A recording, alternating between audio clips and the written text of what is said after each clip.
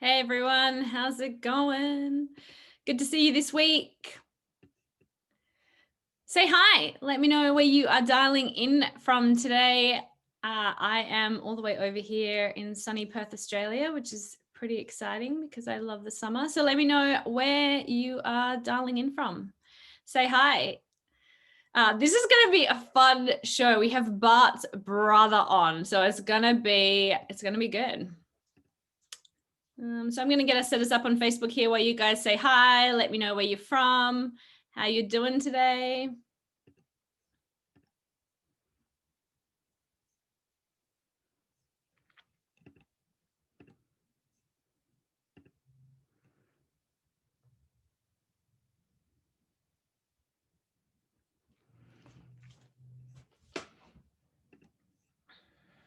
Hey, Nancy. So good to see you.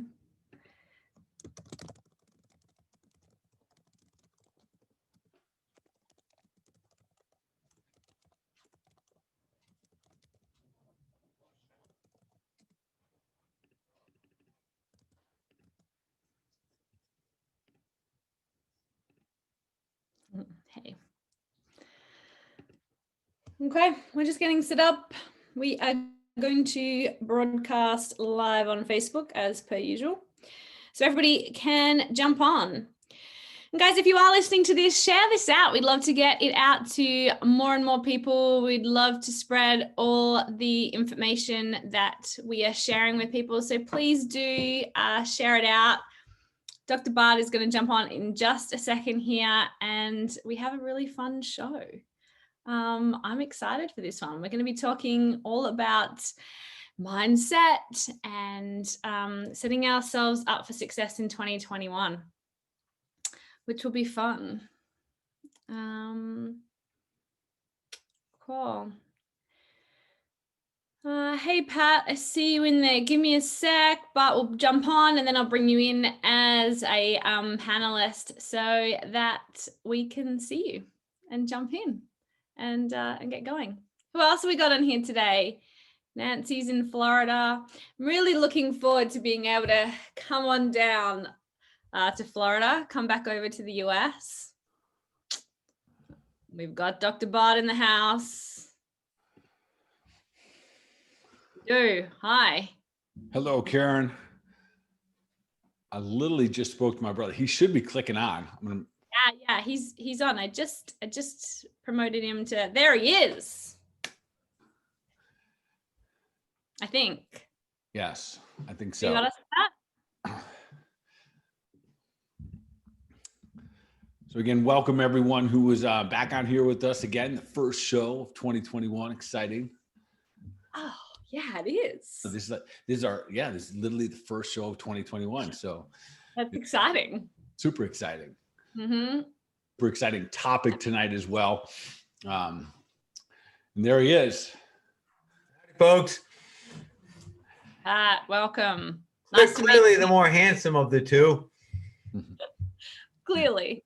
Mm-hmm. Yeah, well, I'm actually glad you got the beard on tonight because it's scary sometimes that the look-alike that if you did the beard, so that's good. I was gonna wear mine as well, but I left it. I lost it. Yeah. Nice. Cool. Should we get started? Yeah, let's when we dive right in, get us connected to Facebook as well. And let's roll. We're live on Facebook, so let's do it. Well, welcome everybody to another episode of the Health Made Simple show. We are super excited for this one. And before we dive in, I want to intro our host, Dr. Bart Precourt, who is been a healthcare practitioner for over 20 years, practicing a range of modalities, including chiropractic, kinesiology, supplementation, and functional lab testing, all out of his clinic, Balance Health Studio in Seagrove Beach, Florida. He's also the founder of the Health Edge program, which is a cutting-edge online health program for executives and entrepreneurs wanting to take their health to the next level. So he has worked with thousands of people all around the world, and we are so blessed to always get his insights on our topics each week here on the show.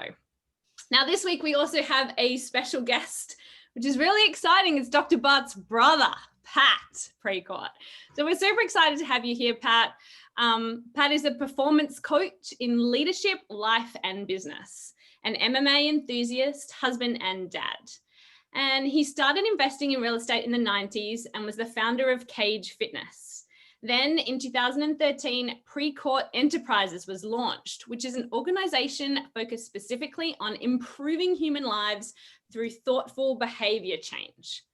So he spent 15 years in the entrepreneurial education space, and currently Pat's focus is on leadership development, individual peak performance, altering human behavior, creating change in habits, and producing previously unattainable results for his clients. So I can't wait to dive into what you're going to share with us tonight. Thank you so much for being on the show. Happy to be here, particularly this time of year, when people set such big goals for themselves and they don't always pan out. So super honored to be here. Yeah, I'm excited that you're here as well. So when I was thinking about, how do we launch the year, I thought, man, I got to have you on simply because I know this is your space. I know this is what you've been doing for years, helping people kind of wrap their brains in a way, wrap them around in such a way that you can then produce the results that we're going for, like literally create the results that people want, especially rebounding from a year like that we just had 2020. And I don't even like saying it was a bad year. I think to some degree, it's going to turn out to be one of our most educational years. But Karen and our goal is always that we continue to try to make health simple, make the journey a joy, and find ways to navigate to literally just these little simple health tips to continue to level ourselves up. So that is that way I've chosen you to be our special guest to launch the year. So this is awesome. With that being said, Pat, let's dive right in. I think the biggest question I have right off the beginning would be, 2020 is done, but it's not done, right? Like we just continue on the timeline. Moving forward, what do you think, or what do you see might be the biggest obstacle that's sitting there right here, right now? Maybe it's about us, maybe it's about the environment or something that's out there. What do you see as the biggest obstacle as we try to move forward? In a word, a form of PTSD coming out of 2020, emotional trauma that's scarred us and has altered us in many ways. A lot of us have had beliefs reestablished through this past year at so many different levels, and they're so now deeply ingrained because they've been such emotional events. We can't get past them. We're stuck in just the going through now. It is 11 months or so of a state of uncertainty has really frazzled us at a deep level. It's the one thing that us as humans do not pair well with, and that's the idea of uncertainty. And we're not through that yet. Nobody says, hey, when we get here, you're good. Mm-hmm. We're not there yet. And that's probably the single biggest thing we're going to be stuck with coming into 2021. It's interesting you say that. It's on many nights of the week when I get back from the clinic, I'll come home and I'll be talking to my wife, Kelly, and I'll say, man, there's some people that they're not okay. They've kind of, and I hate saying it this way, but they've kind of lost it. Like they're stuck in a pattern and a rhythm. And I think about it all the time, like what other tools am I going to need this upcoming year to help people navigate these roads? Because it's more than I've ever seen before. It's worse than just like a negative run that someone has. It's been much deeper and much broader than I think I've ever seen before. Yeah, and it's probably beyond what a lot of people are even used to or imagine it's going on. When you look, so you look at and just bring up the word like an experience and a memory of the experience. Experience is only as powerful as the emotion that we experience during the event, right? And that's why some things we remember so well and some things we don't remember so well. But this past year, there's some things that really had a deep emotional impact, and therefore they're deeply seated in our memory. And every time we think of them, we trigger that same negative emotional pattern and relive it again in the present. And we go through the same type of response that we did then. And now we're in a cycle. We just kind of keep repeating because there's so many current triggers that bring up the same emotional patterns that we just went through. There's a lot of called damage control that we're going to have to address coming in these next few months. Yeah, I agree. I totally agree. So last night we just launched our cleanse that we start off every year with, and I'm always trying to give these, tips on like the keys to success with it. And one was prepare. And number two, like the number one, like number two, but there's really the number one was the emotional fitness that they were going to need to get through the cleanse, not the right, food list and all that kind of stuff, but literally the emotional fitness. And on this show, we'll talk a lot about the emotional fitness. Like we got to get stronger. We've got to be able to handle more, increase that capacity.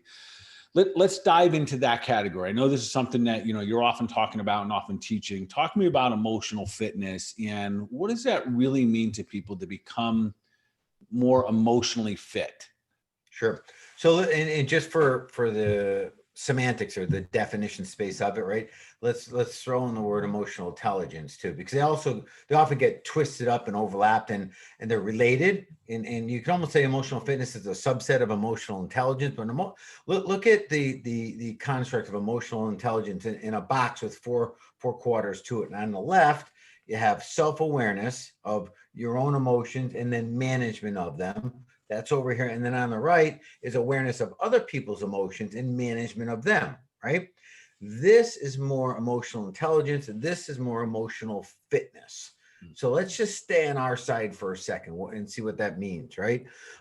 When you hear of emotional fitness, what it's in reference to is somebody who can really deal with high pressure emotional events, not let the emotion overrun them. They can pause, think about what they're thinking about, get clear on the thoughts. And if the thoughts that were initially triggered by the emotion don't serve them, we can think something different. We don't just run with it. So watch the connection here.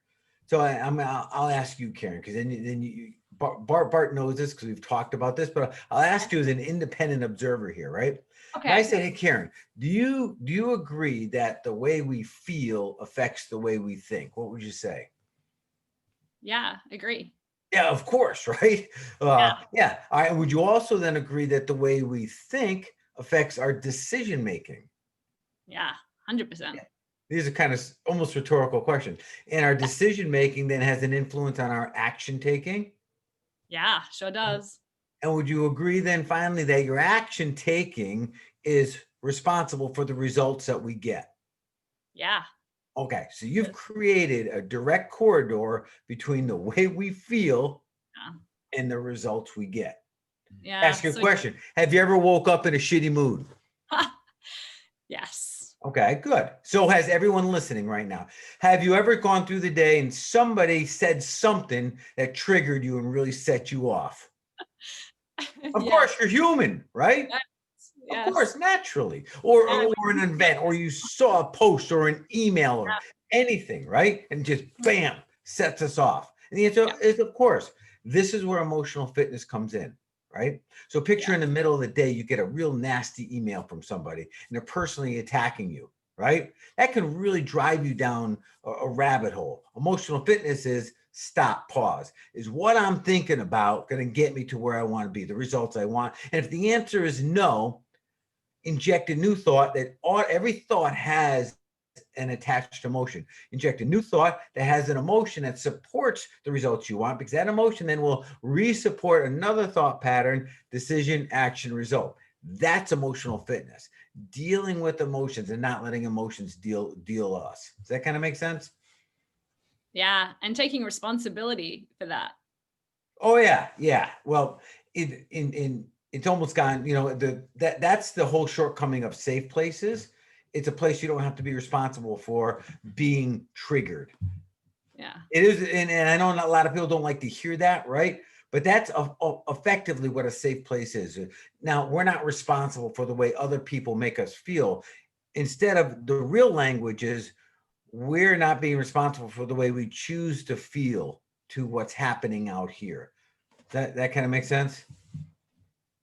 Yeah, absolutely. And wow, that's good. That emotional fitness part of it, that's awesome. Because I think, and you also said that they can get stuck from a big event, but looking at this last year, it's not even a big event anymore. It literally could be a post on Facebook. It could be an email. It could be one more sign. It could be one more reminder to do this or not to do that. It could be any of those little things that keep building up and then keep triggering us. If I'm hearing you right, it is, what do we do with that trigger? How are we, what is our emotions in that moment that we get triggered? What the fitness means that we're doing it in a way such that serves us. I assume that's what you're saying, right? Yeah. So yeah. And emotional fitness could be almost synonymous with mindfulness and presence, right? The mindfulness is, all right, is your head and your feet in the same place at the same time? That's mindfulness in a nutshell, which means you can't be dancing in the future or hanging out in the past. You got to be here now. And Bart, you and I have talked about this part before. If you find yourself in a state of anxiety or stress, right, that's an immediate trigger to tell you that you ain't being present, because that stress and anxiety are coming from a future worry, or fretting about some future event that doesn't even exist. We're making it up. We're creating something that has never happened in the future and worrying about, or we're going back in the past and fretting about something that already passed, which means it don't even exist anymore either, right? But that's the core root of stress and anxiety. And the way to mitigate that is to bring yourself home, mindfulness. Put your head and your feet in the same place at the same time, in the here and now. And it's virtually impossible to be stressed in the present. And like another layer of that has to do with our desire to try to often control things that are not in our control, which is the future and the past, which immediately trigger the exact same thing, right? This anxiety, because it's out of our control, which is true. There's that. Probably most everything we expose ourselves in the course of a day is out of our control. And that's true, from the weather to the media to what's happening in the geopolitical world to what a family member says to us. None of that can we control. But, and this is the mindfulness, this is the fitness, the emotional fitness we're talking about. We're always 100% in control of the influence of that event on us. That part we can handle. We can always choose how to react or respond to anything that's happening external to us, right? So the idea of mindfulness is head and feet in the same place at the same time, but understanding that it's an inward game. It's not an outward game. And that's like that's bringing it home now, because that's where we're in complete control of everything. That's a gem right there. And I tell you what, that whole topic, anxiety and depression, especially anxiety this past year, has been huge. In the clinic, we see it every day. And, one of the things I'll see often is that I'll have a conversation very similar to that with someone who's experiencing anxiety.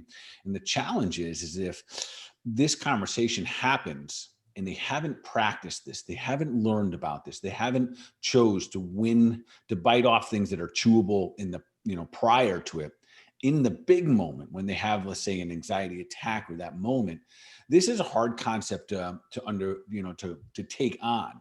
So I would say for all the people out there that, deal with it and they lean a little bit into anxiousness or have anxiety for that matter, that it is the practice of the small parts of deciding how to, manage that, emotional fitness day to day, in and out. And the way that you said it, like literally having your head and your feet in the same place.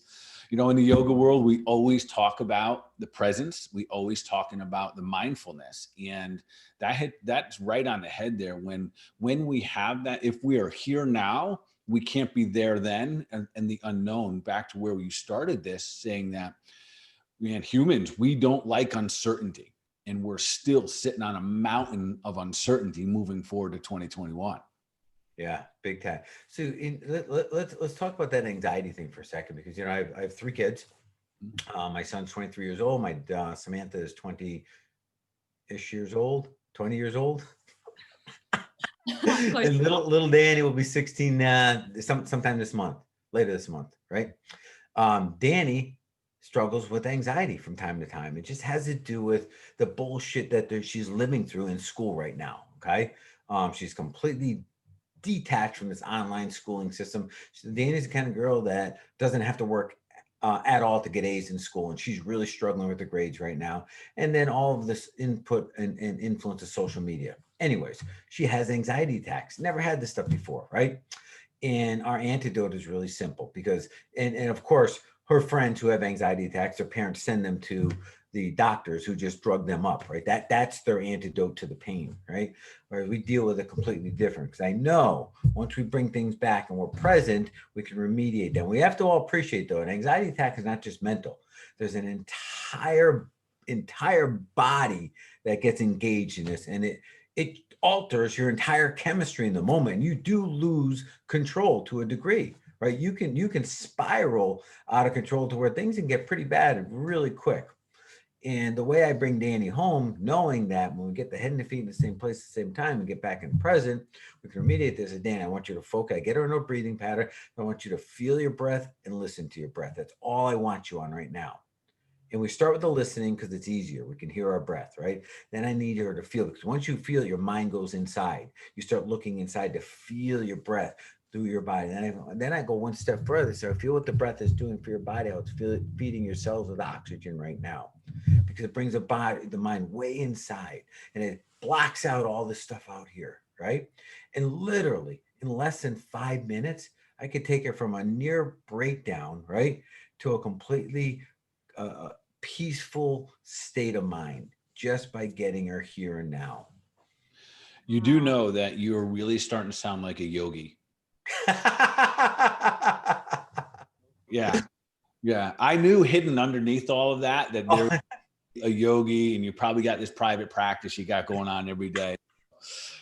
You said something there that I think is worth noting there, that it does have a full impact, especially anxiety. And I appreciate you sharing that with Danny. And I know Danny, and I know how full of life she is. And then I've also seen that shift. And I know a lot of my good friends, I know people personally that have anxiety, because once that happens, it does have that full trigger in the body. You get endorphin releases, you biochemical changes, and you literally have this entire physiological shift. And the beauty is, so this is where you've definitely been studying some yoga books and all this stuff, because that breath also creates a physiological impact on the body as well.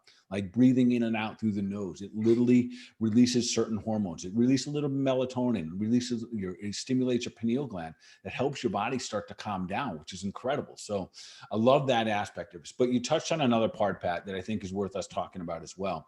And it is, and I'm not going to call it wrong or right. So you have an awesome toolbox, quite frankly. You have the toolbox that you can help your 13-year-old daughter, but not everyone does. And that's one of the reasons I'm glad we're having this conversation about, the strength of the mind, emotional fitness and intelligence, because we can start using the toolbox. You don't have to be like a pro at any one of these tools. You can just start using it. But some of the parents out there don't have that toolbox. So they end up in the medical doctor's office. And I get it. Or maybe they may end up in my office for that matter, which I love that, because we can always walk them back down this aisle. And then inevitably, the doctor doing his job is going to try to take the pain away. So again, not wrong or right, and they get medicated. And in that moment, you think, well, we got rid of the anxiety. The challenge is that now we've also gotten rid of the feeling, and we've gotten rid of everything that goes with it. So do you think, and I kind of know where you'll go with this, but I'd love to have the conversation about, is there a time and place that we actually need to feel our pain? And can we use that pain or that lesson for fuel? Yeah. So the answer is hell yeah. As a matter of fact, pain is one of nature's greatest instructors, greatest teachers there is. And unfortunately, and I'm talking about physical pain, emotional pain, mental pain, there is no greater instructor out there than those pains. They're there for a reason. They give us the greatest guides. They immediately give us two brilliant insights. One, what not to do anymore, and two, exactly what to do next. And all we have to do is pause and listen. But we've been trained in our society, pain, anesthetize it immediately, make it go away. And we do this in a million different ways, depending on the type of pain, right? The physical pain. And I'll give you an example of how messed up this is, right? Let's say I'm jogging down the street and I really twist my ankle. I can't even put any weight on it. It hurts, right? Immediately I want to make it go away. And if I happen to have a syringe of cortisol or something in my pocket, I can inject that in my ankle, and boom, moments later, it felt great. And I can start running on again. What's going to happen?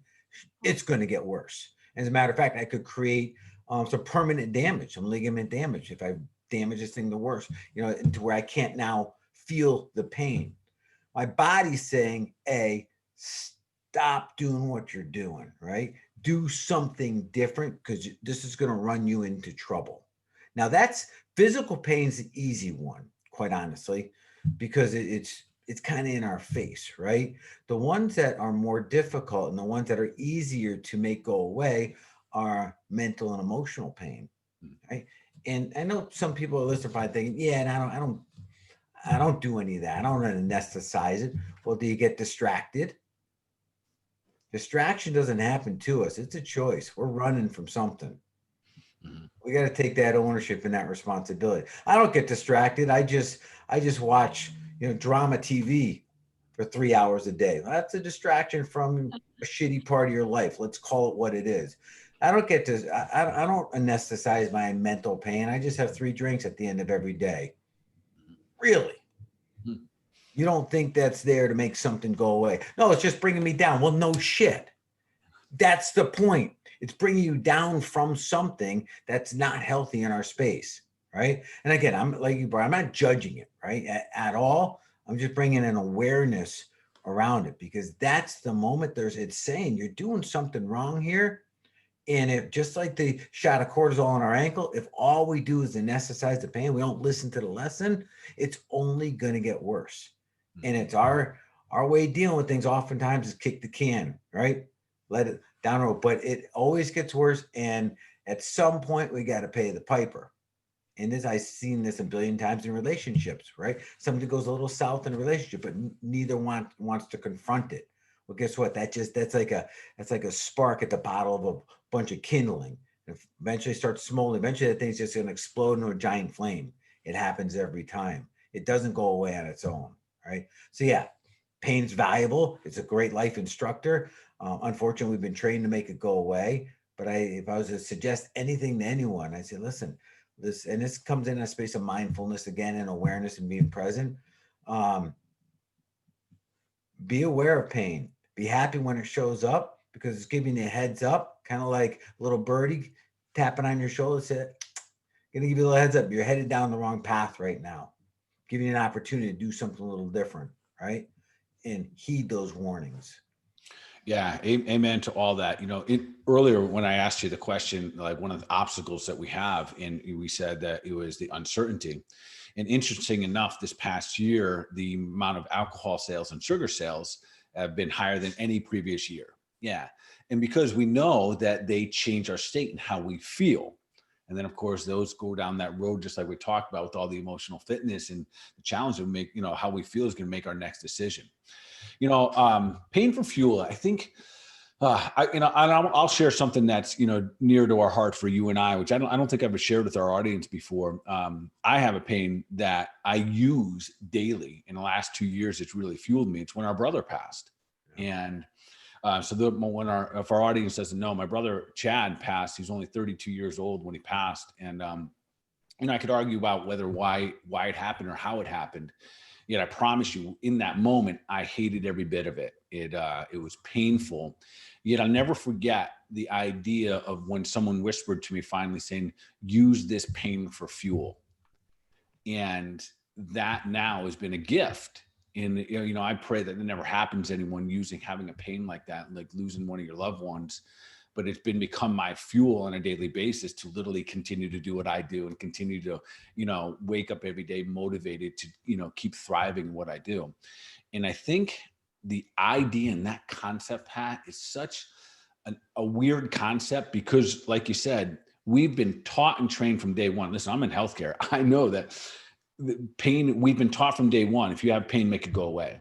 And that's in the physical space, but the emotional space, all the above, it must be wrong. So therefore we have to get rid of it as fast as we can. So I would encourage our listeners now to almost scratch your head when Pat said, getting distracted. I admit I am guilty at times intentionally turning on the TV just to block it out. And because at that point, I didn't want to deal with it. But the truth is, the moment I shut the TV off, it reappears. And sometimes it just went a little bit deeper. So I think, if everyone just kind of think about that moment for like, we all have these certain pains, and the strength happens when we start to use them as our fuel. Yeah. So let's go one step further with that and understand the pain pleasure relationship, right? And they seem like opposites, but they work in harmony with one another, particularly when it comes to achieving results, right? And look at it this, right? And this is how pain and pleasure are used. And this is why, you've heard the term vision boards and, putting cool stuff up on a board and staring at and affirmation, all that. That's all cute. It really is, right? But that's not what you need to get started. Okay. And it's not that it's bad. It's perfectly cute, but it's got to be used properly. Okay. The vision board, that's a gain of pleasure. Gain of pleasure is never enough to get us to take tough action, to get us moving. Okay. The avoidance of pain is what it takes to do something hard. Right. That's what gets us like our train rolling down the track. But once it's rolling down the track and it's got a little momentum behind it, doesn't need all that horsepower. Now that gain of pleasure is what keeps us moving forward. And that's where you when you hear about doing a miracle morning and envisioning yourself acting as if, living as if you've been there already and feeling what that's like. That's how you utilize that. But that's not enough to get you out of stuck. Right. And I know already we're 5 days in 2021. And there's a shit ton of people who made New Year's resolutions who are still waiting for the next day to start it. See, it was weird. New Year's fell on Friday. Like, shit. No, Saturday's the day. Then it became Sunday. Monday, clean week. We'll start at Monday. And problem with Monday is we're already back in the routine. You can't start then. It's too hard. You're already in it, right? Because it takes too much energy to do this. So now they're like, oh shit, this week's gone. It's Wednesday and I haven't started Saturday. Right? And by the time we get there again, we realize that it ain't going to change. Every year we make these New Year's resolutions. Every year we make these big promises. It's going to be different, but we don't change anything. And again, we lie to ourselves. And we create a habit out of deceiving ourselves or misleading ourselves. And we're okay with it because there's no immediate penalty to it. It'd be like, Bart, if I committed to you to do something, right? And I didn't do it, there would be some sort of consequence for it. So I'm a lot less likely to let you down than I would be me. Mm-hmm. Right? But that's where we got to pull all this back and say, what's the real pain of not doing? And this is where we're already shifting gears on pain to the next level here. Pain is a motivator to take action. But unfortunately, we don't receive the pain today for our shitty decisions today. We don't get the pain till later down the road. It's like eating a Big Mac, right? You're like, I'm eating this Big Mac today. It's not going to hurt me today. Well, you're going to be a fat piece of crap in short order. But you don't have to pay for that for a little while, right? I'm not going to be a fat piece of crap today for eating the Big Mac. That's the problem. But we can, in our mind, because we're smart people, we can start understanding the pain and consequence of our poor decisions today and start acting as if we're receiving those now, right? So you can take anything in your life, deceiving yourself again, that you're going to set a New Year's resolution. Come to terms with the fact that if you don't do it now, because there is no future, there's no tomorrow. That's a made up time. We already talked about that. It's impossible. Somebody argued with me the other day. Well, of course there's tomorrow. Tomorrow is Thursday. I'm like, or tomorrow's Wednesday. I'll give you everything I own right now. Everything I own. If you can do something tomorrow, right now, I'll just wait. And of course, the obvious comes out. You can never do something in tomorrow. So every time we say tomorrow, if we change the language and accept that, what we're really saying is, I'm never going to do it. Mm-hmm. Now we're feeling a little the pain in the immediate. We're starting to change the tune on how we address our New Year's resolutions and our promises to ourselves. And then we go one step further and say, well,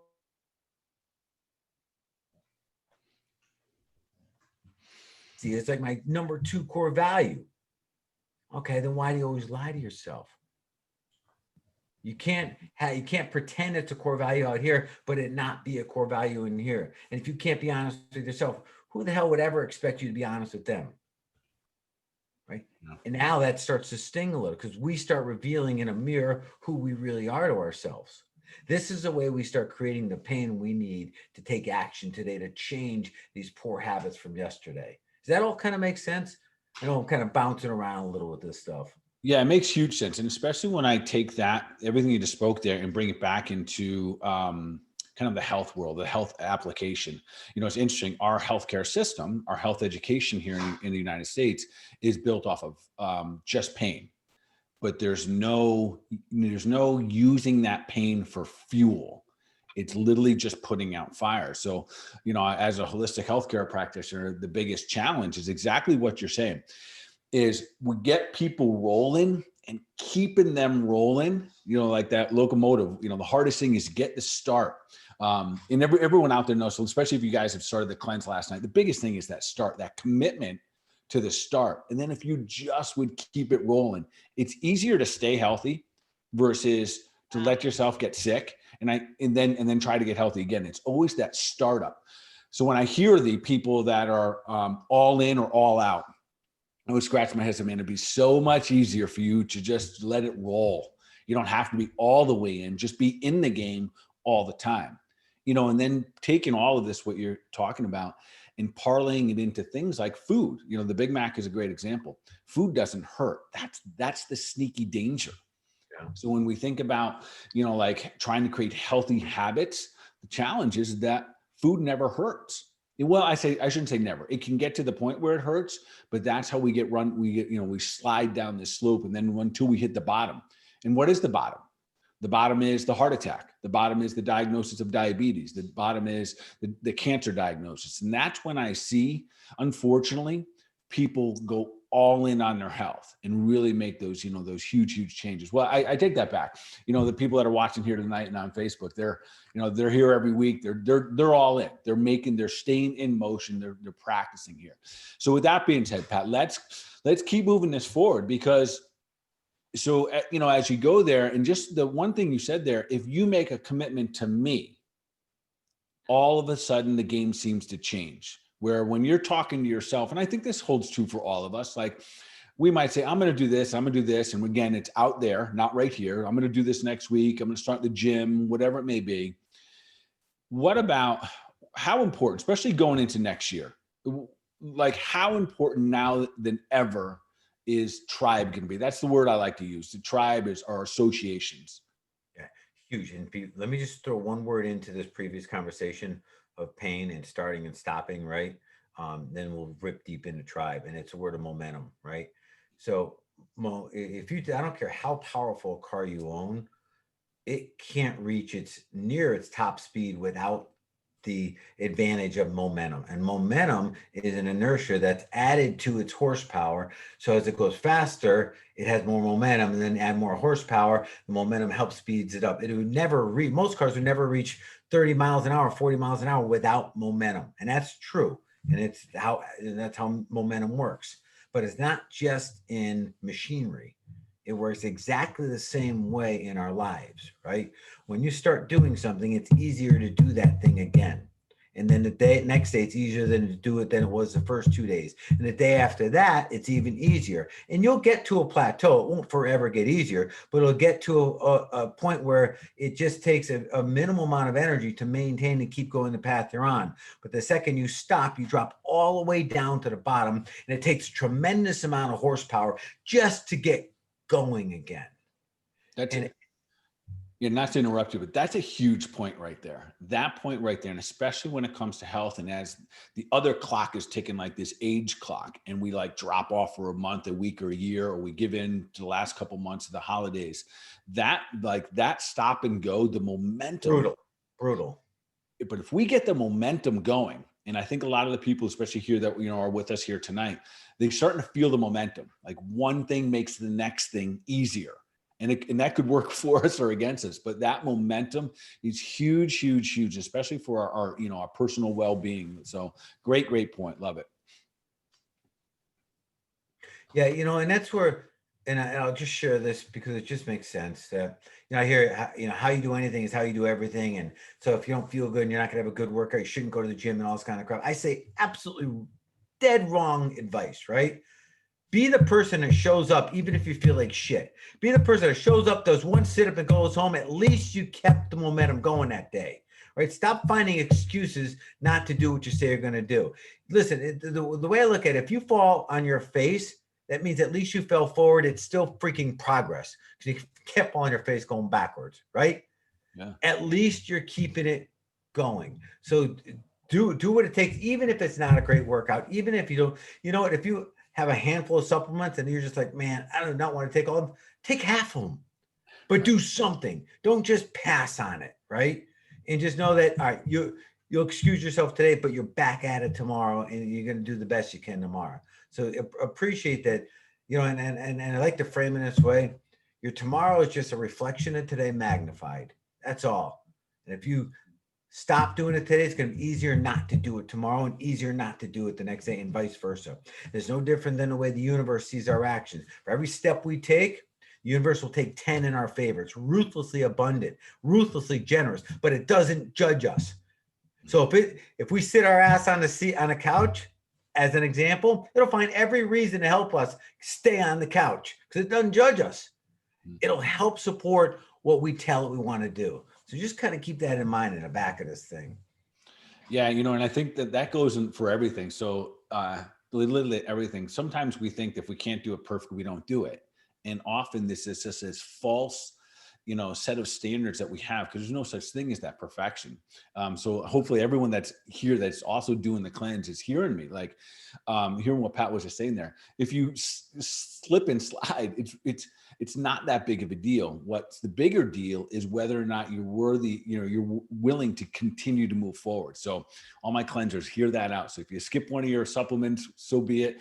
You know, take the next one. If you mess up on a meal, take the next one. Yeah, not giving ourselves like an excuse, but acknowledging it. And if it feels a little bad, like own it. Like, you know, like when people say, well, I'm going to beat myself up about it. To some degree, you know, there's a little bit that's okay with that. Because if you act all of a sudden like everything's okay, that's not going to get you anywhere either. So again, if, you know, just that idea of always moving forward. I love that analogy. If you fall, you're going to fall forward on your face. So like failing forward fast is awesome versus literally sitting still and doing nothing. And I agree right now, you know, honestly in, you know, we, especially our office and now our restaurant and everything, we have such a huge reach and get a feel for what's taking place in our country. We have so many people that come here.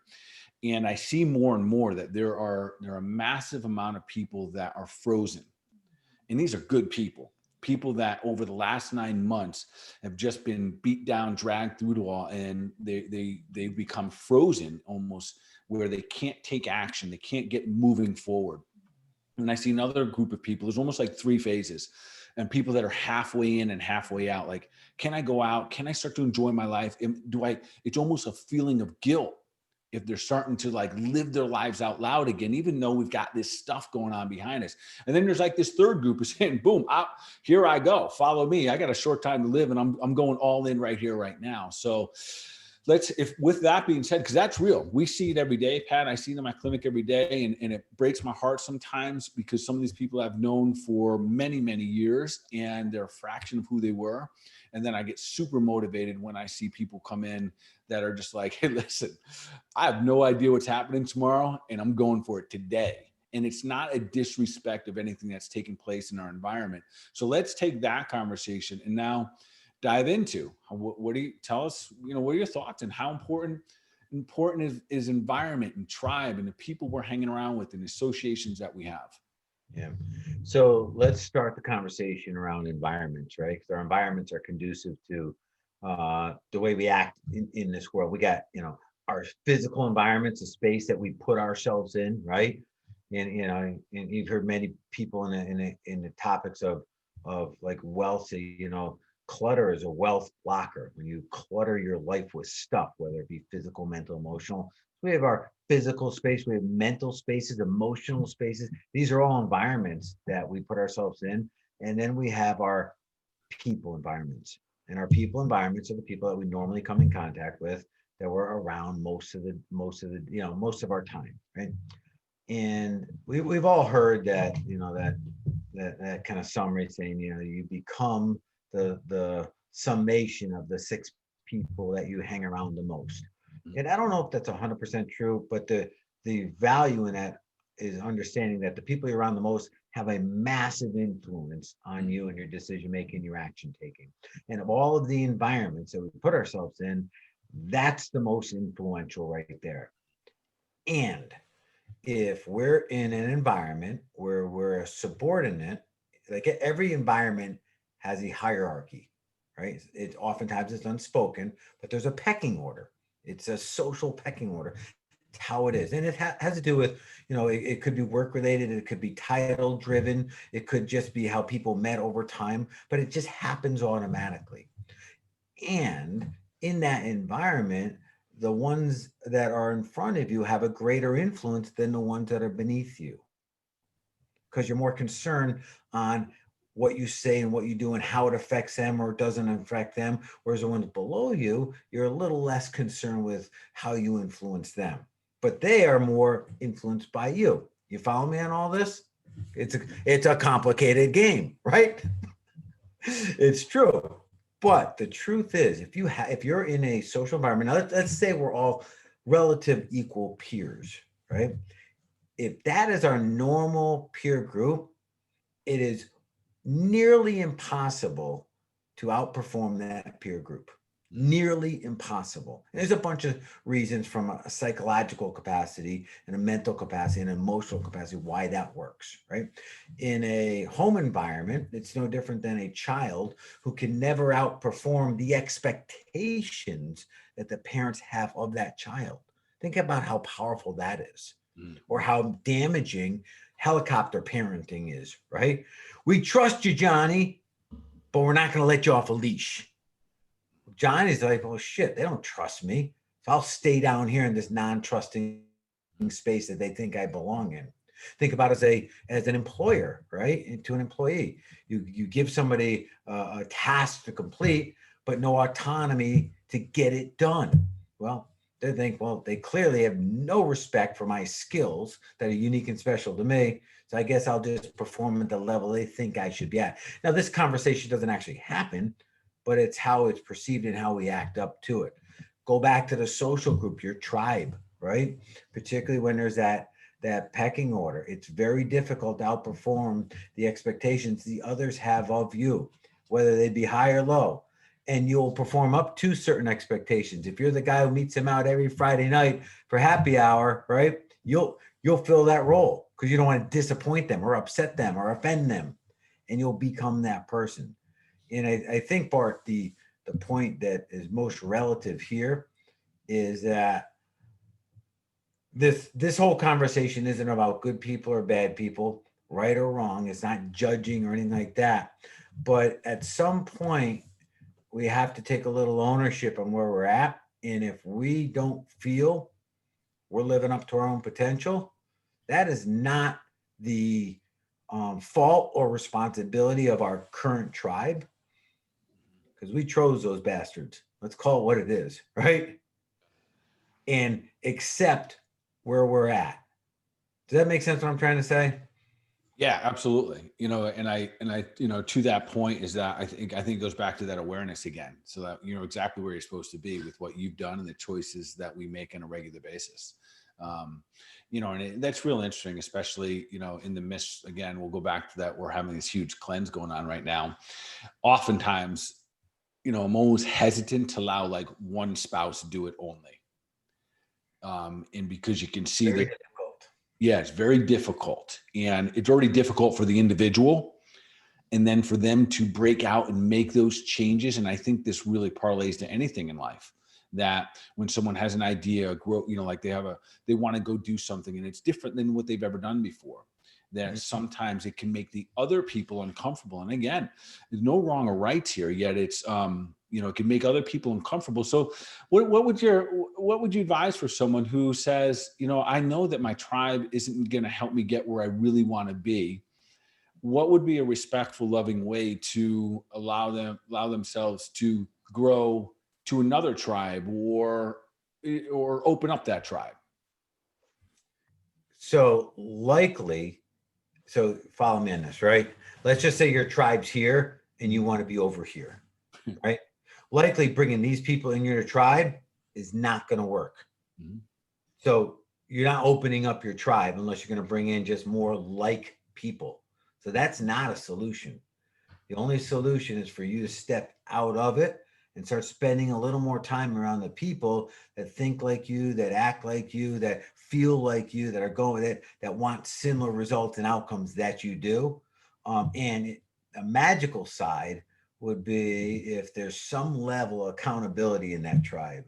Mm-hmm. Now accountability is a funny thing because accountability cannot exist without a threat of pain. Just being honest. That I see people all the time. Oh, I got an accountability partner. Well, there are two people that are unwilling to punch the other one in the face if they get off base, right? So they'll share in each other's failures. That's ultimately what ends up happening there. That kind of makes sense. Yeah. So, and I know it's a little sidebar here, but as you guys reach out and decide you want an accountability partner, understand that they have got to have the leverage of pain over you.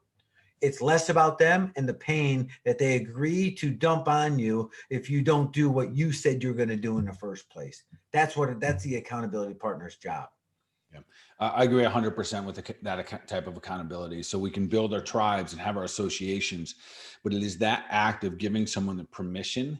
And there's some pain involved if you don't do what you're going to say. And that can look like a lot of different things. So like you can have a relationship with the gym and you got to keep paying. That could be the pain, for not doing your end of it working out. Or maybe you're trying to do a health goal, but you have to give someone that thing that's painful. So, I'm involved in some different ones right now where I have accountability partners and we have to do some very painful things in the event, and some weird things. It just depends on how much one do. Like one guy that I'm with, if he doesn't accomplish what he says he's going to do by our next meeting, he's got to shave his head. So there's silly things like that might be painful enough. For me, that wouldn't matter. Right. Yeah. So I think you're absolutely right. Like accountability is more than just like, oh, you did it right, you did it wrong, but the actual giving permission to someone to. The accountability involves pain. And listen, it could just be like, for example, you started earlier by saying, if you tell me, part of that would be, you don't want to let me down. That you're right. That's a whole nother, you said there's different types of pain in accountability partners. Yeah. It's finding an accountability partner that you have so much respect for and you look up to in such a way that you don't want to let them down because they see it as a failure to themselves then too, right? That's as painful as anything else, So let's and just a reminder, if you guys have any questions, feel free to like put them in on Facebook or you can put them in here in the chat. We got a couple minutes left here. So let's, so we both been in coaching space for many years, and that analogy of the 5 or 6 people around you, like you look at them and you're looking at the mirror image of yourself. And I agree, like there's definitely some application. I don't think it's an exact, but nonetheless, it's telling because you're going to see a lot of likeliness there. And yet now we have something that's an entire different player. I've done this exercise with groups of people, and a lot of them don't have a list of 5 people that they associate with physically. And now their associations are Facebook, their social medias. So, in a short answer, what kind of influence do you think that, and I think we all know the answer to this, but how real is it that your 5 associations, we used to think of like your friends, your coworkers, your family member, your best friend. Now one of these, is it not Facebook or Instagram or whatever might be influencing you? That's almost as brilliant as wanting to go on vacation. So you randomly pick someone you've never met and you're going someplace you didn't get to choose. That's about as brilliant as picking Facebook as your influential group of people. It honestly is, because you don't know who's who. You don't know the truth about anybody that's on Facebook or what they do or what they say. Everybody's got this facade, this shell of who they think you think they should be in the first place, right? It's a giant game.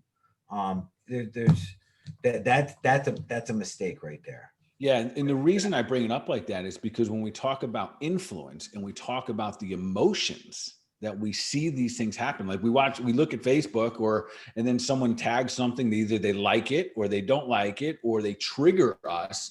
and then we have an influence on our emotions. So that's really what I was speaking to of how I think we're seeing a shift now. We're getting away from this personal, communication, this personal, like relationships that we're having, and we're having these relationships where we're getting so much influence more from these outside sources. So again, I agree with you. I think it's there. I don't think it's the best thing for us, but nonetheless, I do believe it's there. All right, so kind of let's just walk back a little bit here, and let's just kind of navigate this and make this kind of as simple and smooth as we can. And then I think Karen will have a question for you to wrap up here. We started off by just talking about the biggest obstacles, in 2021. And, you mentioned that the uncertainty, and I agree 100%. So, and then taking from what you said, I'm going to try to keep this simple, that one of the best ways to create certainty is get my head and my feet in the right place, put them together, get present in life. So the yogi in you started to come out. Breathing exercises, about being here now, being present in our life. And I think those are valuable lessons. Then you mentioned a little bit about maybe even using pain for fuel. And I love that idea. I love that concept, because there's no way to go through life without pain. It's going to be around us all the time. And the more we get to use that actually is going to, move us forward. And then as equally to that is momentum. Like, especially when I think about health, like if I could have you come sit in my waiting room and talk to everyone about that concept, listen, don't just come back when you're half dead. Like, keep this rolling. I joke with some of my clients where I say, you're going to keep me in business forever, because they just keep messing things up. And I'm like, yeah, I'll be here because you're going to keep me in business. So I'm going to slide in a little trick on that, right? Because the truth is, and whenever we set new goals or habits or results that we want, right? They're more than we have now, right? Which means that we're going to have to do more than we do now. So this goes back to that thing we've heard all our lives, right? In order to have something we've never had, we've got to do something we've never done. Makes sense? Which means we've got to become someone that we're not yet, that we've never been. And if we can appreciate that becoming, now every single morning we can address ourselves with the same damn question: who do I got to become today to be bigger than I was yesterday? And let that start feeding us for the day. Let that become the seed for what's going to happen next, right? And then when it comes to the momentum side of it, we talk about results, we talk about goals, and oftentimes they're set in a very non-meaning, superficial way. I want to lose 30 pounds. What does that mean? It means nothing, right? I want to cleanse. But what does that mean? I want my first 6-figure month this coming month, or this next year. All right, but money has the least meaning of anything to anyone. It really does. The question we got to ask ourselves, and this is how, as we are becoming and doing things we've never done, which means we're going to have setbacks, knockdowns, fall downs, right? We're going to have to get up and push through challenges and hurdles, and we're going to need a little juice. As we are becoming that person to do the thing that we got to do in order to have what we want to have finally, right? There's another side to the goal. It goes like this. The question we've got to dig further into is, what is the result of the result? And what that does is it allows you to appreciate who you've become. What is the result of losing 30 pounds? Well, man, 30 pounds is a big undertaking. Getting back to your fighting weight, getting back to that guy or gal you once were, that mojo you once had, that is the result of the result. The 30 pounds is a way to measure it and is indicative of who we've become. But what it gives us, right, is that feeling. And that's the part we got to start connecting with, because when we're back here and we're about to cheat, or we're going to skip our diet today, or just this one time, that's when we got to remind ourselves, I'm not giving up on 30 pounds. I'm giving up on that. Because what I do today is going to be likely to repeat itself tomorrow, just magnified.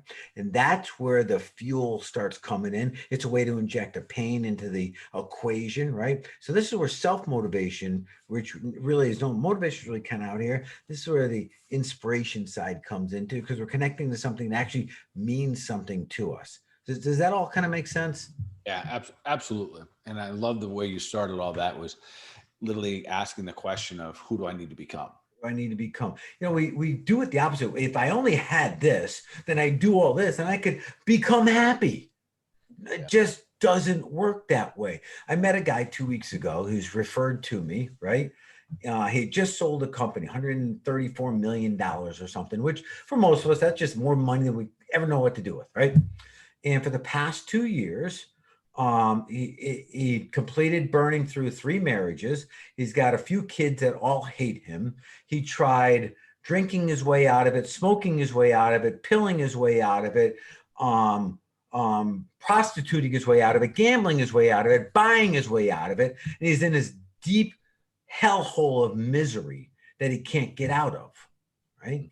And so why would he be so miserable with all that money? And it's because he set himself up for failure. He said way back when that when I become rich, I will be happy. And what happened is he sacrificed 10 years of his life and everything that was important to him to become rich. And when he got there, happiness wasn't there because it wasn't part of the equation. He made it all about achievement and not about fulfillment. He never asked himself, who do I got to become in order to be happy? And he screwed himself. Mm-hmm. And nothing I could do with him for him because he wouldn't even get to his truth of what's really going on in his life.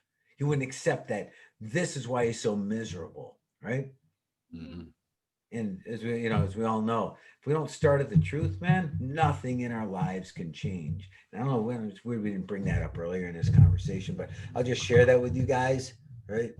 That we all want change in the sense that we're not broken. We just want to make shit better. We always should want to be better than we were the day before. That's a process of self-actualization, working towards that massive potential that we have, right? Awesome. But we got to get this part. If we can't accept our truth, it's like me giving you directions, Karen, to go from Connecticut to California, but you ain't in Connecticut. You lied to me. You're down in Florida somewhere. Is that where you are? I don't know where you are. But you follow me on that? Yeah. That's the destructiveness of not owning where we're at right now. Sorry about that little sidetrack there, but I love it. It's one of those conversations that, it's good for us to have these conversations and think about them for a moment, that we're exactly where we're supposed to be with all of these things going on. With that being said, so Karen is actually in Australia, which is pretty cool. And then Karen, do you have a question for Pat? We're gonna wrap up here. And Pat, if we can get Karen to, if you have like a website, I think you're still coaching, I believe. And if someone wants to reach out to you and find, is there a website or something they can get you at? The easiest way is either, on Instagram, you can DM me, just at, sure. I think it's at P Precourt or on Facebook, just Patrick Precourt. Yeah, okay. Really easy to find. I'll find you. I've found you before, and I'll link in the show notes for everybody your social media handles so that people can follow you and hear more about all the good stuff you're saying and sharing out there in the world. So that'd be awesome. Thanks so much. And yes, our last question. So we always like to make health simple. So what is, we've gone through lots of good stuff, but what's one action that our listeners today can take to move them towards their goal of becoming superhuman? I'm going to go first. Is that it's just you. One action. It's a tough question. Funny. Now, I wasn't focused on this question, but I was focused on surmising this conversation to make things simple, right? If you guys do like health is simple. All right, cool. So I broke this down into 4 cornerstones, right? It's really, really simple that we got to focus on. One is diet, because our food directly affects our energy levels and the way we feel. And if those 2 are off, we're just dead in the water. Everything else falls down. The rest of this fight becomes 1,000 times harder. So diet's number 1. 2 is habits. Our life as we experience it is simply a function of our habits. You want to change your life, change your habit. Pick one at a time, okay? Don't worry about undoing one. Run over it with a good one, okay? Everyone's like, we got to undo this one to get it. No, screw that. Just run over the bad one with a good one, okay? And learn a little bit about how to structure habits. Third one is clarity. If you don't know where you're going, you'll completely stay in a circle chasing your butt. Every time there's a shiny object, you'll have no guidance as to the right decision to make. And this, we hear about distractions, we hear about opportunities, right? But Bart, what might be a great opportunity for you right now might be a terrible opportunity for me because it doesn't move me towards my lighthouse. When I say clarity, means plant a lighthouse. A lighthouse is that thing that no matter how rough the seas get, no matter how foggy it is, no matter how bad the vision gets, it's always there. All you got to do, no matter how bad you got spun around, all you got to do is repoint your ship towards the lighthouse and start going again. Don't matter what just happened, okay? And then finally is purpose, and purpose is our fuel. This is the result of the result. What matters to you? And that's not a thing, that's a feeling. That's an emotion that we experience in our body. And that's something that should be tapped in all the time because that's our fuel to get that ship to that lighthouse. So if we're going to keep it real simple, that's it. Right? Awesome. Love it. Yeah. Yeah. No, thank you so much. We so appreciate, as we said before, we so appreciate you coming on, being our first guest of 2021. And thanks everybody for tuning in. We will be back same time next week with the Health Made Simple show. Yeah, again, thanks everyone. Pat, thanks for being here. Appreciate you. I'm going to get up to Connecticut and get a chance to visit everyone near the end of it. So I'm looking forward to that. And then for all the listeners, thank you guys for being here. Keep doing your thing. Keep sharing things out. Keep spreading the love. And of course, we're going to take deliberate action for your mind, your body, your overall wellness. Y'all be awesome. Peace, guys.